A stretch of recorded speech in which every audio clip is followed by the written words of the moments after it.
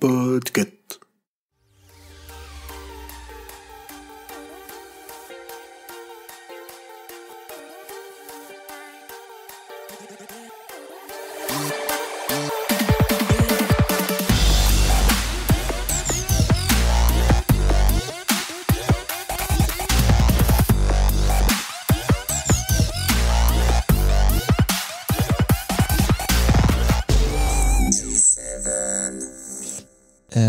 Normalement, est-ce que les gens vous entendent? Parce que la dernière fois, les gens, j'avais pas mis ce qu'il fallait. Mais non, là, les gens vous entendent.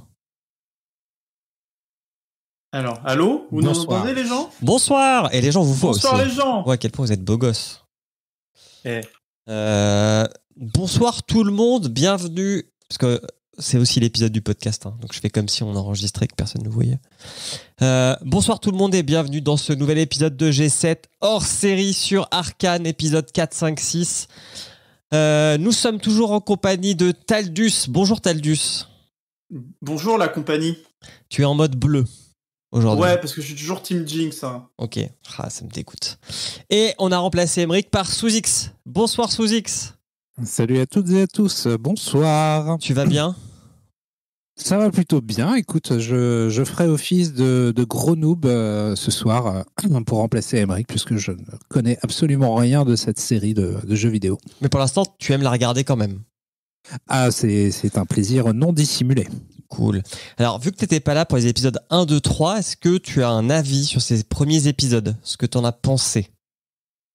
J'en pense que l'histoire est excessivement bien racontée. Il n'y a pas de longueur, il y a du rythme.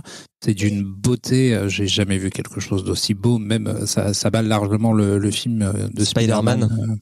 Ouais, Spider-Verse, on en avait parlé. Ouais. C'est juste incroyable ce qu'ils arrivent à faire, cette patte graphique et cet effet 2D sur de la 3D, c'est impressionnant. Puis ça a un vrai caractère graphique qu'on n'a jamais vu, qui vraiment respire quelque chose de nouveau et qui fait du bien. Oui, totalement. Ouais. Bon on était plutôt d'accord avec toi. Donc le sera-t-on pour ces 3 nouveaux épisodes? Donc le 4, le 5, le 6, donc du coup on est aux 2 tiers de la série, puisque il y a 3 actes et le 3e sera release dimanche pour la saison 1. Alors déjà, je vais vous poser comme question, globalement, est-ce que la tendance est toujours c'est très cool? Est-ce que la tendance c'est encore plus cool? Ou est-ce que ça baisse un petit peu? Ou est-ce qu'il y a des choses qui vous chagrinent? Taldus, je te vois hocher la tête. En fait, je vais peut-être me prendre les foudres de certaines personnes, mais j'ai préféré les 3 premiers épisodes aux 3 suivants. Mais je saurais pas dire pourquoi, hein, parce que franchement, les skateboards volants, moi, je suis preneur, hein, je suis client de ça, mais... en plus, ça commence par ça, l'épisode 4. Oui, non, mais en vrai, c'était vachement bien, mais je saurais pas, c'est juste entièrement subjectif, genre, je sais pas pourquoi, genre, j'ai l'impression d'avoir passé un meilleur moment, peut-être parce qu'il y a la découverte. Quand tu découvres les 3 premiers épisodes, t'as eu la découverte du truc.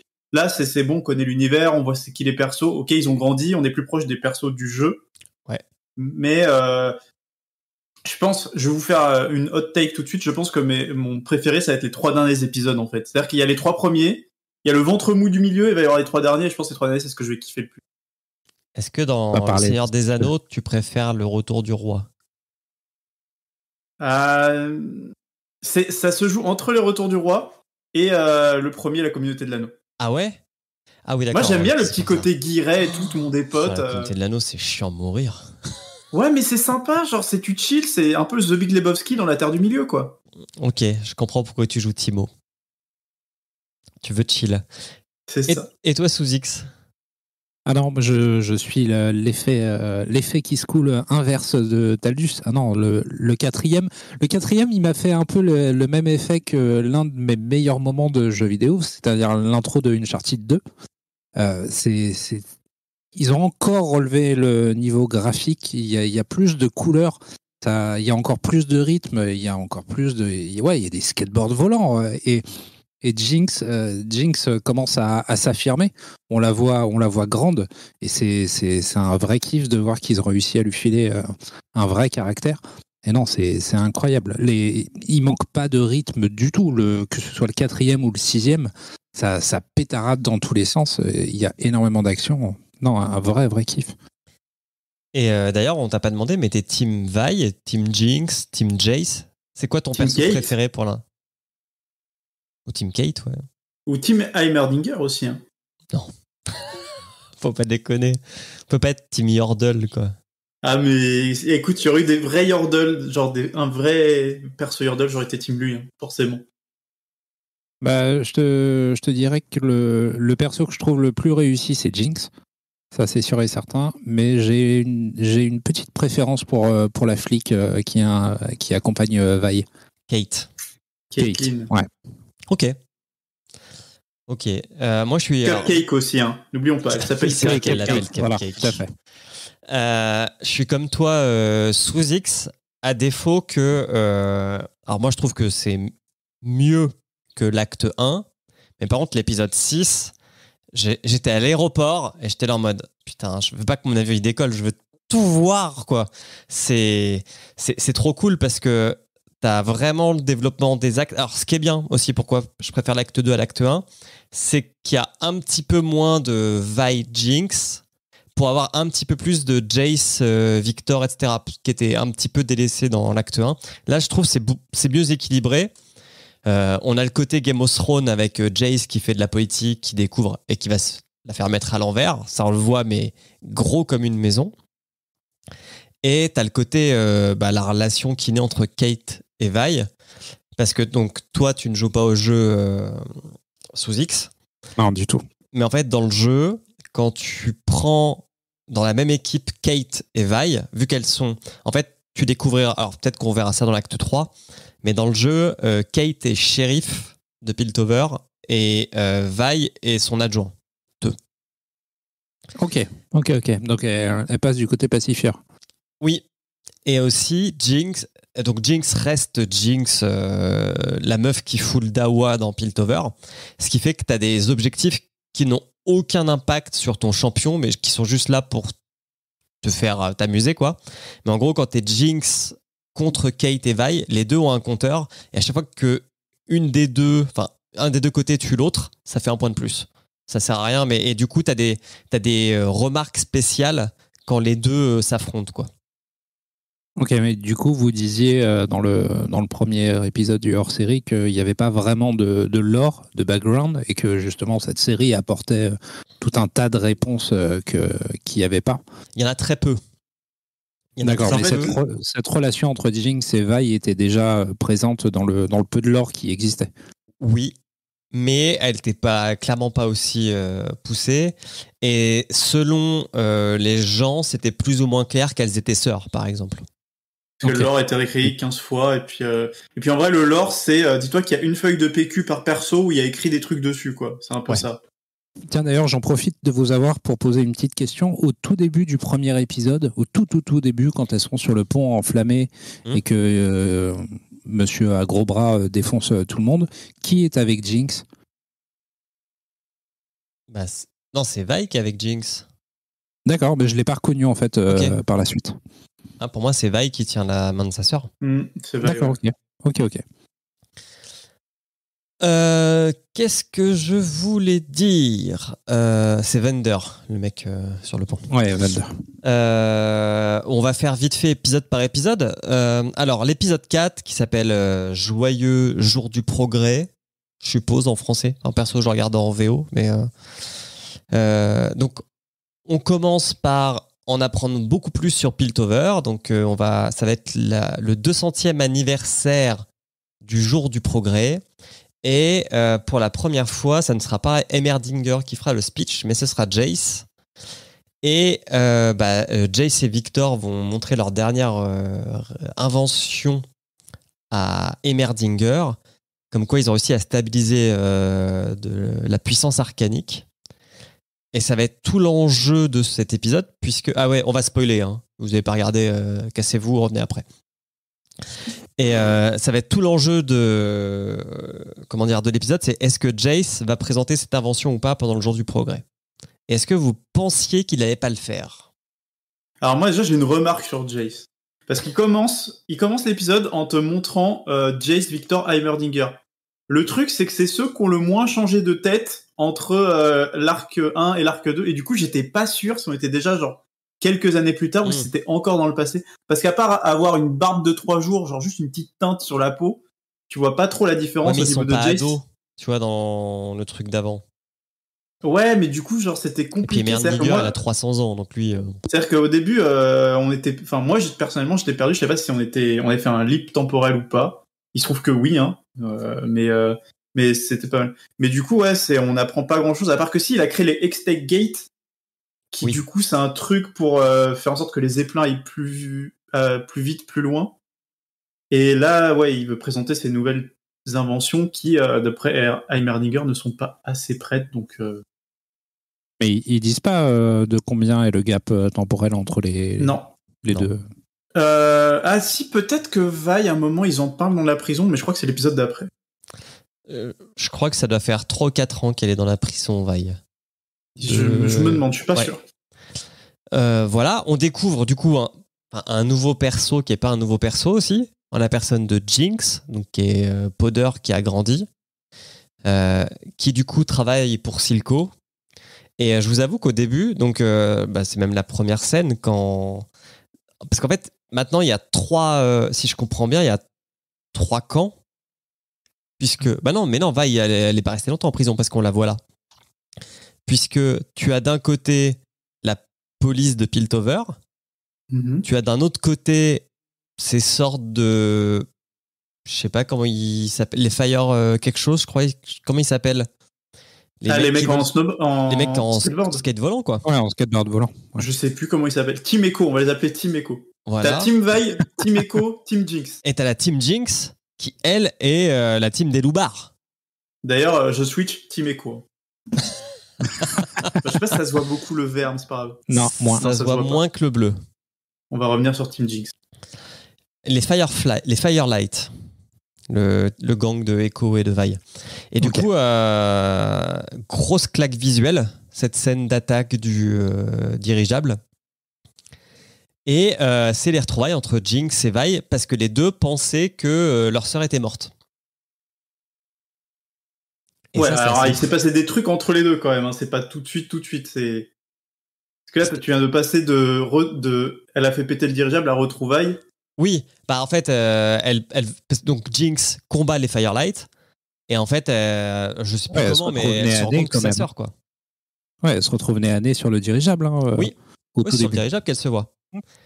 Et sauf que Vi, je sais pas si vous avez remarqué, mais elle se rend compte que sa sœur, elle a un petit peu pété un câble, puisqu'elle se met à tirer sur tout le monde, même sur sa sœur, même sur ses potes. Elle tire on sent que c'est... J'avais dit lors du premier épisode que c'est le Joker. Je confirme à 200% que Jinx, c'est le Joker en femme. Elle aime juste foutre la merde. J'ai une question. Vous avez vraiment cru que c'était Vi, la personne qu'elle rencontre dans le dirigeable ? Ah oui, à 100%. Parce que c'est pas Vi, en fait. Elle le dit. C'est genre, elle a cru voir Vi, mais en fait, c'est un autre perso qui avait les cheveux roses. Pour moi, c'est n'était pas Vi. Pour moi, c'est Vi qui se fait arrêter, qui est envoyé en prison. Ah non, pour moi, c'est pas Vi, parce que Vi, elle est en prison depuis des années, depuis que l'autre l'a chopé. Donc, c'est pas Vi. Elle a cru que c'était Vi. Il y a un moment, il y a un switch de tête, mais vers la fin, on voit que c'était pas Vi du tout. Ok. Ah ouais, remarque, Vi, elle est en prison depuis qu'elle s'est fait enlever, elle est pas encore libérée, donc c'est cohérent. Bon, ok. Le point à Taldus. Mais c'est vrai que c'était subtil. En vrai, j'ai douté un moment, mais après, on a vu la tête à un autre plan et c'était pas du tout la tête de Vi, c'était quelqu'un d'autre. Donc voilà, et puis ce qui fout la merde dans le gang de Jinx et de Silco, parce que les autres membres du gang veulent plus bosser avec Jinx parce que elle est un peu incontrôlable. Et donc elle décide d'aller foutre encore plus la merde à Piltover pour prouver sa loyauté à Silco. Et elle fait un incendie, avec des bombes. Elle va tuer des gardes de Piltover. Et voler le fameux arcade modifié de Jace et de Victor. Et là, on en apprend beaucoup plus sur Caitlyn, pour le coup. Ouais, qui est témoin de toute cette scène. Alors c'est vrai qu'on l'a pas dit aussi, mais Caitlyn, donc on va dire que c'est un simple flic. C'est un peu le Pinot simple flic de League of Legends. Elle sa famille fait en sorte qu'elle ait jamais posté à des postes de garde un peu dangereux. Mais comme elle va enquêter sur la scène du dirigeable et faire avancer l'enquête, sauf que maintenant le shérif, c'est un mec corrompu, il va l'envoyer faire une perme de merde.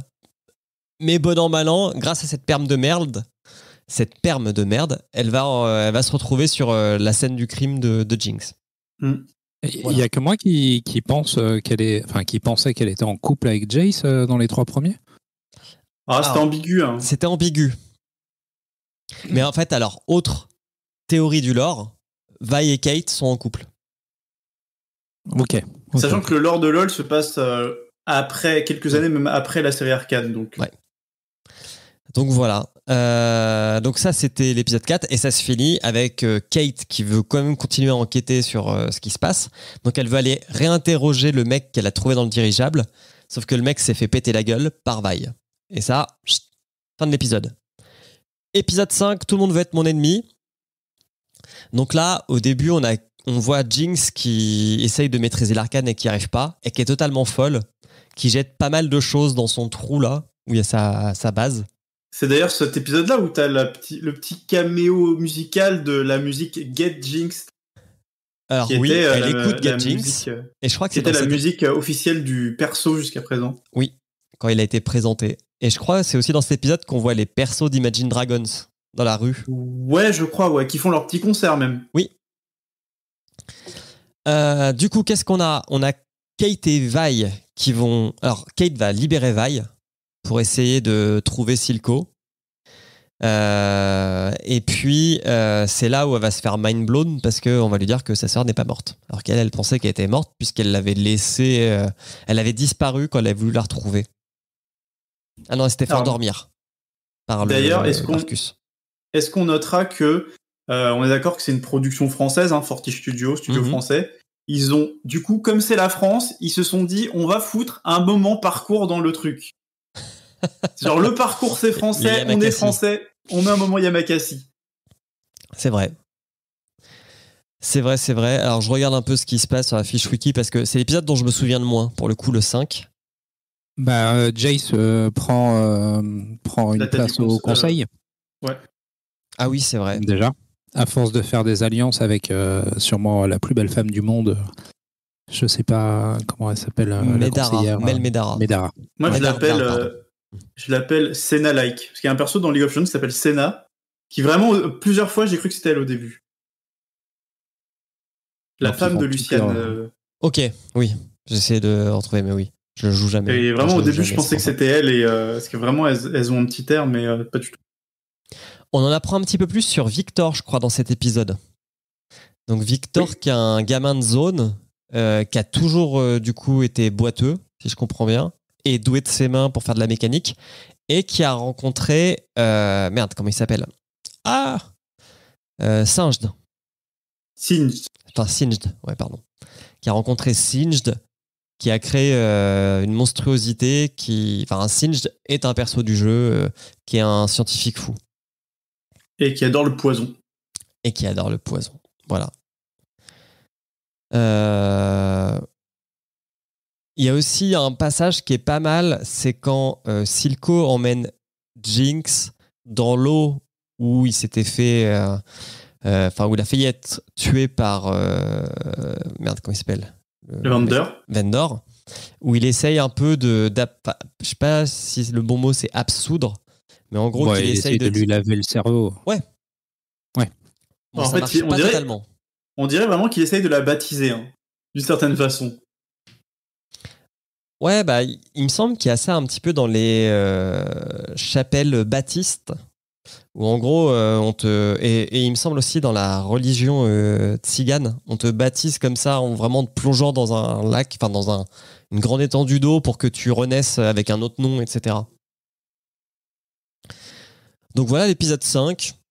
Et puis l'épisode 6, là, on va envoyer du lourd, puisque on va avoir pas mal d'intrigues en même temps. On a l'intrigue Jace Victor, parce que Victor, il veut trouver un remède à faire avancer son nouvel arcane pour soigner sa maladie. On a Jace qui apprend la politique et qui va trahir son mentor, Emerdinger, qui arrive quand même à le faire bannir du conseil. Et ça, c'est badant de ouf. Mm. Et on a Kate et Vi qui vont aller foutre la merde dans Zone. Ouais, dans le bordel de Zone aussi. Hein. Je sais plus si c'était l'épisode d'avant ou cet épisode-là, le bordel, ils sont dedans. C'est l'épisode d'avant. C'est l'épisode d'avant ? Ouais, c'est l'épisode d'avant. C'était un passage... C'était un bon passage, je trouvais, genre de caractère développement sur Vi et Kate. Surtout sur Kate, en fait. Genre, tu découvres un peu la personnalité de Kate et tu sens que ouais, c'est vraiment une fille qui a été cocoonée par ses parents dans sa bourgeoisie piltoverienne, je sais pas comment on dit. Piltoveroise. Et franchement, cet épisode-là, c'était sympa parce que tu voyais vraiment genre les deux un peu Piltover et Zone qui se confrontent en fait dans leurs idéaux, dans leur façon de vivre. Ouais, mais ils en ont pas fait une sainte ni touche non plus, donc ça va. Ah oui, mais c'est ça qui était pas mal aussi. Ça aurait pu être très caricatural, et en fait, ça allait. Et effectivement, en fait, vu que je les ai enchaînés, j'ai du mal à faire la cassure entre les deux épisodes. Mais l'épisode 5 se termine quand Victor crache du sang et que l'Arcane prend son sang. Et l'épisode 6 commence quand il est tout petit et qu'il rencontre Singed. Et effectivement, au même moment, il y a cette fameuse... il y a ce combat entre... j'en ai parlé un petit peu, mais entre Vi et je sais plus comment elle s'appelle, une des meufs du gang de Silco, qui a ce bras qui se recharge en poison. Ouais, le bras mécanique. Ça, c'est pas mal. Et du coup, Vi se fait sauver les miches par Kate. Et après, en fait, Kate va totalement gagner la confiance de Vi parce qu'elle va même du coup échanger son fusil contre le remède qui sauvera Vi, qui a quand même pris cher. Donc c'est plutôt pas mal. Et puis comment ça se finit ? Je regarde, bam. Alors je sais que Jinx, elle retrouve la meuf qui s'est fait défoncer du coup par Vi, qui est Kate, et qu'elle la tue plus ou moins. Ça termine par une grosse explosion en fait, parce que même Silco il meurt, si je dis pas de conneries. Non, Silco meurt pas. En fait, il meurt pas. je sais plus, je crois que c'est Vi qui fait exploser le truc où ils sont bloqués parce qu'ils ont été trahis par un mec qu'on a vu dans l'arc d'avant et tout, et du coup ils sont ils sont au bord du mur. Vi explose en fait le building, le building. Oui. Le truc dans l'échafaudage. Tout tombe et en fait Silco par miracle ne se fait pas exploser par les débris. Kate et Vi non plus d'ailleurs. En fait, il n'y avait pas tant de débris que ça parce que personne n'est mort là-dedans. Et du coup, c'est là où elle s'enfuit. Et au moment de s'enfuir, en fait, on voit Jinx qui du coup utilise une genre de fusée éclairante que Vi lui a donné, qui lui a dit à tout moment tu utilises ça et tu pourras me retrouver. Et du coup, Vi en s'enfuyant, à un moment voit le truc et en fait, on dirait qu'à un moment elle le voit mais qu'elle fait pas gaffe. Et en fait, si, on se rend compte au dernier moment, au moment où le truc s'éteint, que Vi est juste derrière Jinx. Ah mais oui, ça se finit sur ce cliffhanger de ouf, puisque tu as Jinx et Vi qui se rabibochent, sauf que Kate arrive et dit mais d'où t'es pote avec elle, et là t'as les Firelight qui arrivent derrière. Voilà. C'est ça. D'ailleurs on spoil un peu parce que normalement on n'est pas censé savoir que les Firelight c'est Echo, mais il y a des indices qui ne trompent pas hein, quand on a joué au jeu. Oui. Le vert et l'écharpe quoi. Mais oui, c'est vrai que ça se termine là-dessus. Et du coup on a envie de savoir ce qui se passe. Et du coup, alors, je vais appuyer mon point de pourquoi j'ai préféré les 3 premiers épisodes à ceux-là. C'est que la fin des 3 premiers épisodes m'a beaucoup plus marqué que cette fin-là. C'est-à-dire que la fin des 3 premiers épisodes, c'est... Moi, j'ai pleuré, hein, je vais le dire honnête, j'ai eu les petites larmes et tout, j'étais pas bien. Là, j'étais en mode, ah bah encore. J'étais en mode, bah encore, elles sont encore séparées. Ok. Dans ce cas-là, ouais. Sachant que oui, ça finit et les Firelight kidnappent Vi et Kate, font un fumis et Jinx se retrouve toute seule sur sa plateforme. C'est ça. C'est ça, hein, ouais. Bon, on a quand même aimé. Ah d'ailleurs, plus belle scène de sexe que j'ai jamais vue. Hein. N'oublions pas. Hein. La scène de sexe entre Jace et Medarda. Entre Medarda et Jace, là, c'était pas mal. Hein. Puis c'était joliment fait, moi, je trouvais. Ok, on enverra à la réal ton petit message. Donc bon point, tu as bon point pour ça. Franchement, c'était pas mal. Bon, après, il y a eu tous les mèmes quoi, sur Internet de Jace qui fait l'amour pendant que son pote Victor est en train de crever.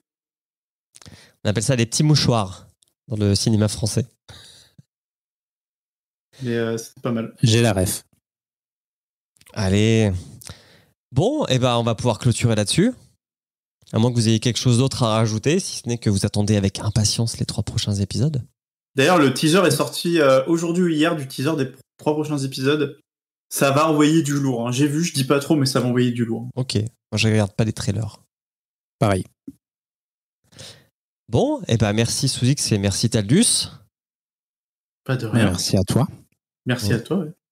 On vous dit à la semaine prochaine, sûrement même heure, même endroit. Et puis moi, je vais mettre mon stream en BRB. Hop, voilà. Et voilà, hop. Bon, et ben merci messieurs. Bah de rien. Je coupe mon Pas de enregistrement.